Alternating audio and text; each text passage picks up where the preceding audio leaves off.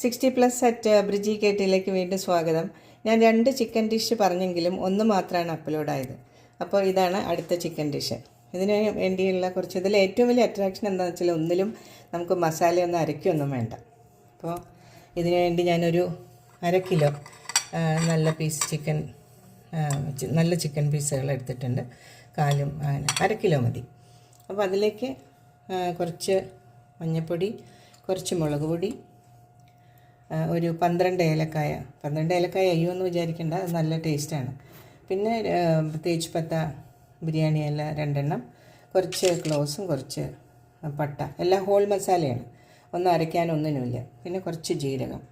പിന്നെ അതിലേക്ക് main ingredient എന്ന് വെച്ചാൽ 3 സവാള ഉള്ളി ഇങ്ങനെ ചെറുതായിട്ട് ചോപ്പ് ചെയ്തെടുക്കണം. ഇതിങ്ങനെ ചോപ്പ് ചെയ്ത് വെച്ചിട്ടുണ്ട്. ഞാൻ സ്റ്റവ് ഓൺ ചെയ്തു.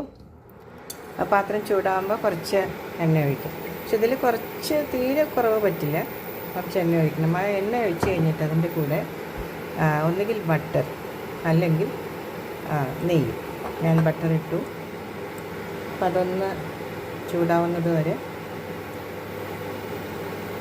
കുറച്ച് നമ്മൾ എണ്ണ ഒഴിക്കാതെ ബട്ടറോ നെയ്യോ ഇട്ട് കഴിഞ്ഞാൽ അത് പെട്ടെന്ന് പുകയും. ബട്ടർ ഉരുകുന്നതോടുകൂടി നമുക്ക് ജീരകം ഇടണം. ആദ്യം ജീരകം ഇട്ട് പൊട്ടിക്കണം. ജീരകം കുറച്ച് അധികമായാലും കുഴപ്പമൊന്നുമില്ല, നല്ല ടേസ്റ്റാണ്. അങ്ങനെ ജീരകം ഇട്ട് ഇളക്കി കഴിയുമ്പോൾ അതൊന്ന് പൊട്ടണം. തന്നെ നല്ലൊരു മണം വരുന്നുണ്ട് ജീരകം ഇടുമ്പോൾ തന്നെ. അത് കഴിഞ്ഞിട്ട് നമ്മൾ ബിരിയാണി ഇല, തേജ്പത്ത അതിടും. അതെല്ലാം ഉടനെ ഇടാം. അത് കഴിയുമ്പോൾ നമ്മളെല്ലാം ഹോൾ മസാല, കരയാമ്പൂ, പിന്നെ പട്ട, അതെല്ലാം ഇടും. പിന്നെ നമ്മൾ ഏലക്കായ എടുത്ത് വെച്ച് 12 ഏലക്കായ ഇടും. അതിൻ്റെ നല്ലൊരു മണം വരുന്നുണ്ട്. വന്നു കഴിയുമ്പോൾ പൊട്ടുന്നു. വന്നു കഴിയുമ്പോൾ ഈ ഉള്ളി ഒന്നിച്ച് തന്നെ അതിലേക്കിടാം. അതിലേക്കിട്ടിട്ട് ഉള്ളി പെട്ടെന്ന് വഴറ്റണമെങ്കിൽ നമ്മളൊരു കുറച്ച് ഉപ്പ് അതിൽ ഇട്ടാൽ മതി. കുറച്ച് ഉപ്പിട്ടാൽ അത് പെട്ടെന്ന് നമുക്ക് ഈ സമയം കൊണ്ട് വാസ്തവത്തിൽ ഇതിൻ്റെ പ്രിപ്പറേഷൻ്റെ ഇടയ്ക്ക് നമുക്കൊരു സാലഡ് അരിയാട്ടോ, അത് ഞാൻ കാണിച്ചു തരാം.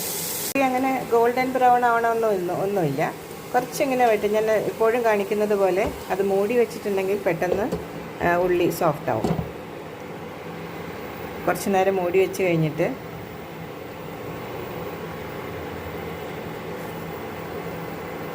ഒരുവിധം ഉള്ളി ഒരു സോഫ്റ്റ് ആയിട്ടുണ്ട്. അപ്പോൾ അപ്പോഴാണ് നമ്മൾ ഇതിൽ പ്രത്യേകത എന്ന് വെച്ചാൽ ജിഞ്ചർ ഗാർലിക് പേസ്റ്റ് ഇല്ല കേട്ടോ, ഒട്ടും ഇടരുത്. അപ്പോൾ അതിൻ്റെ ടേസ്റ്റ് മാറും. ഇത് ഞാൻ കാശ്മീരി ചില്ലിയാണ് എപ്പോഴും ഉപയോഗിക്കാറ്. അങ്ങനെ കുറച്ച് മുളക് പൊടി ഇതിനകത്തിട്ട് നമ്മുടെ എരിവിനനുസരിച്ച് ഇടാം. ഇതിൽ ഞാനങ്ങനെ റെസ്ട്രിക്ഷനൊന്നും പറയുന്നില്ല. ഞാൻ എരിവോ ഉപ്പോ അധികം ഉപയോഗിക്കാത്തത് കൊണ്ട് പറഞ്ഞു. അത് കഴിഞ്ഞ് ഒരിത്തിരി മഞ്ഞൾപ്പൊടി, ടർമറിക്, അതും കൂടി ഇടണം. ഇതിൽ വാസ്തവത്തിൽ ഈ വെളിച്ചെണ്ണയിൽ ഉണ്ടാക്കിയ ടേസ്റ്റ് ഉണ്ടാവില്ല. സാധാരണ അതിനൊരു വെളിച്ചെണ്ണയുടെ ടേസ്റ്റ് വേറെ നിൽക്കും. അങ്ങനെ ഇപ്പോൾ മുളക് പൊടി ഇട്ടു. ഒന്ന് അതിൻ്റെ ചുവ, നമ്മൾ നാട്ടിൽ പറയുന്ന പോലെ പച്ചച്ചുവ മാറുന്നത് കഴിഞ്ഞിട്ട് നമുക്ക് ചിക്കൻ പീസ് പെറുക്കി വയ്ക്കാം. കുറച്ച് വലിയ പീസായിട്ടാണ് ഞാൻ കട്ട് ചെയ്തത്.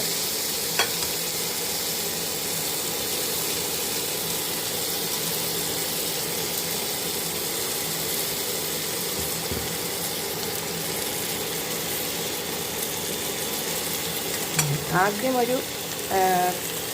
വാസ്തവത്തിൽ ഒരു കുറച്ച് തിളച്ച വെള്ളം ഒഴിക്കാം.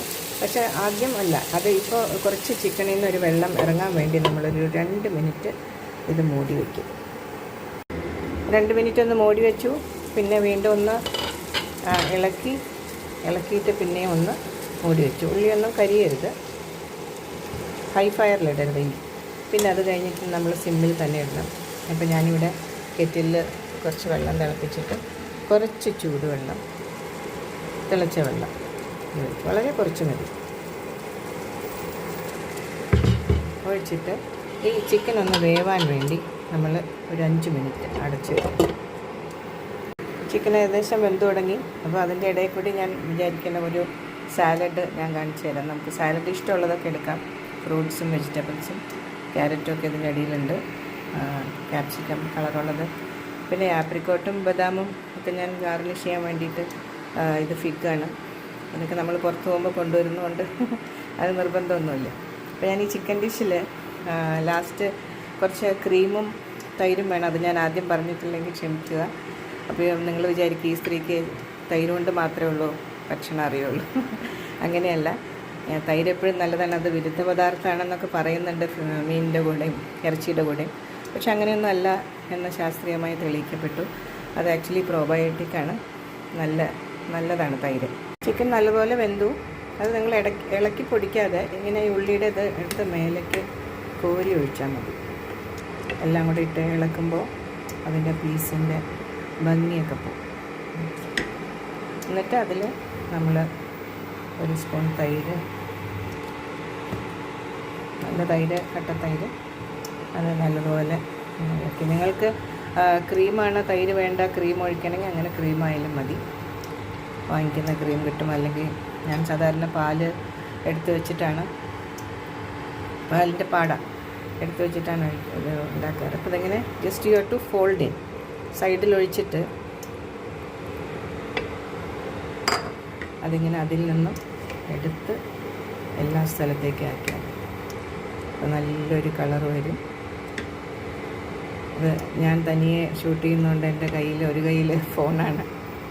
ഇത് റെഡിയായി. ചിക്കനെല്ലാം നല്ലപോലെ വെന്തു, നല്ല മണമൊക്കെ വരുന്നുണ്ട്. അപ്പോൾ നിങ്ങൾക്ക് ഞാനിത് ഓഫ് ചെയ്യാൻ പോവുകയാണ്. നിങ്ങൾക്ക് തൈര് ഒഴിക്കുമ്പോൾ പെട്ടെന്ന് പിരിഞ്ഞ പോലെ തോന്നുന്നുണ്ടെങ്കിൽ പേടിക്കേണ്ട. ഒന്ന് തിളച്ച് കഴിയുമ്പോൾ അത് ശരിയായിക്കോളും. നല്ലപോലെ തൈര് നല്ലപോലെ അടിച്ചിട്ട് സ്പൂൺ കൊണ്ട് നല്ലപോലെ ഇളക്കിയിട്ട് വേണം ഒഴിക്കാൻ. സ്റ്റവ് ഓഫ് ചെയ്തു. അതൊരു പാത്രത്തിലേക്ക് ഞാൻ സെർവ് ചെയ്യാനായിട്ട് ഒഴിക്കുക. ആ സമയത്ത് നമുക്ക് ഗാർണിഷ് ചെയ്യാൻ ഇത് കുറച്ച് ക്രീം അതിൻ്റെ മേലെ ഒഴിക്കാം. സെർവിങ് ഡിഷിലേക്ക് മാറ്റി എന്നിട്ട് അതിൻ്റെ പുറത്ത് നമുക്ക് വെറുതെ ഒരു ഭംഗിക്ക് കുറച്ച് ഇതൊഴിക്കാം, ക്രീം ഒഴിക്കാം. അങ്ങനെ വേണമെങ്കിൽ ഓരോരുത്തർ ലവ് ഷേപ്പിലും അങ്ങനെയൊക്കെ ഒഴിക്കുന്നുണ്ടല്ലോ. അങ്ങനെ ഒഴിച്ച് ഞാനതൊരു സെർവിങ് ഡിഷിലേക്ക് മാറ്റി. എന്നിട്ട് അതിൻ്റെ പുറത്ത് ഞാൻ ഓൾറെഡി ഇത്തിരി ക്രീം ഒഴിച്ചു. നമുക്കതിപ്പോൾ ഏത് ഷേപ്പിൽ വേണമെങ്കിൽ ഒഴിക്കാം. അങ്ങനെ പതുക്കെ ലവ് ഷേപ്പിലോ എങ്ങനെ വേണമെങ്കിൽ ഒഴിക്കാം. ക്രീം നമുക്ക് വാസ്തവത്തിൽ അതിൽ പാല് കാച്ചുമ്പോൾ അതിൻ്റെ പാട മാറ്റി വെച്ചിട്ട് അങ്ങനെ അടിച്ച് സ്പൂൺ കൊണ്ട് നല്ലപോലെ ഇളക്കിയാലും ഇതേ ടെക്സ്ചറിൽ വരും. അപ്പോൾ ഇത്രയും ക്രീം ഒഴിക്കണമെന്നൊന്നുമില്ല. ഞാൻ വെറുതെ അതിങ്ങനെ ഒരു ഭംഗിക്ക് ഒഴിച്ചെന്ന് മാത്രം. മറ്റൊരു തേജ് പത്ത അതിൻ്റെ നടുവിൽ വെച്ചു. അങ്ങനെ അപ്പോൾ നമ്മളെപ്പോഴും അപ്പത്തിനൊക്കെ സാധാരണ മപ്പാസും ഇങ്ങനെ പാലൊഴിച്ച് തേങ്ങാപ്പാലൊഴിച്ച് കറികളൊക്കെ അല്ലേ. അപ്പോൾ ഇതൊരു ചേഞ്ച്. പിന്നെ ഇതിന് അരപ്പൊന്നുമില്ല. കുറച്ച് നേരം നമ്മളത് മൂടിയിട്ട് വേവിക്കണമെന്ന് മാത്രം. അത് കുക്കറിൽ അങ്ങനെയൊന്നും ഇട്ട് വെവിച്ചാൽ നന്നാവില്ല. വളരെ ലോ ഫയറിൽ, അത് സ്റ്റൗവിലായാലും ഇൻഡക്ഷനിലായാലും വളരെ കുറഞ്ഞ തീയിൽ അത് വെന്ത് അതിൽ നിന്നുള്ള ആ വെള്ളമൊക്കെ ഇറങ്ങി നല്ല ടേസ്റ്റിൽ വരും. അപ്പം നമ്മൾ ആദ്യം കുറച്ച് ഇതൊഴിച്ചാലും പിന്നെ ചിക്കനിൽ നിന്നും വരുന്ന നെയ്യ് പോലത്തെ അതൊന്നും അത് കണ്ട് പേടിക്കേണ്ട, അതിന് കുഴപ്പമില്ല. എന്നാലും ഇത് കുറച്ച് ക്രീമൊക്കെ ഒഴിക്കുന്നതുകൊണ്ട് ഇപ്പോൾ തൈര് ഒഴിക്കണമെങ്കിൽ തൈര് ഒഴിക്കാം, അല്ലെങ്കിൽ ക്രീം ഒഴിക്കണമെങ്കിൽ ക്രീം ഒഴിക്കാം. അങ്ങനെ ഇതൊന്നും ഒഴിച്ചില്ലെങ്കിലും കുഴപ്പമില്ല, നല്ല ടേസ്റ്റാണിതിൽ. പിന്നെ ഇതിൽ പ്രത്യേകം ഓർക്കേണ്ടത് ജിഞ്ചർ ഗാർലിക് പേസ്റ്റ് ഇട്ട് മാരിനേറ്റ് ഇതൊന്നും വെക്കരുത് ചിക്കൻ. അപ്പോൾ എല്ലാവരും ഉണ്ടാക്കി നോക്കണം. അപ്പോൾ അപ്പത്തിൻ്റെ കൂടെ എൻ്റെ ബ്രേക്ക്ഫാസ്റ്റ് ഇന്ന് ഇത്. ഈ കറി എന്നിട്ട് ഇങ്ങനെ നല്ല അപ്പത്തിൻ്റെ കൂടെ നമുക്ക് കഴിക്കാൻ നല്ല ടേസ്റ്റ് ആയിരിക്കും.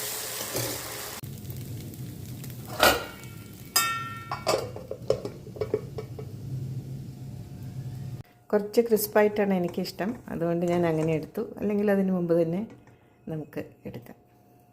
അങ്ങനെ അപ്പത്തിൻ്റെ കൂടെ കഴിക്കാനുള്ള കറിയാണത്.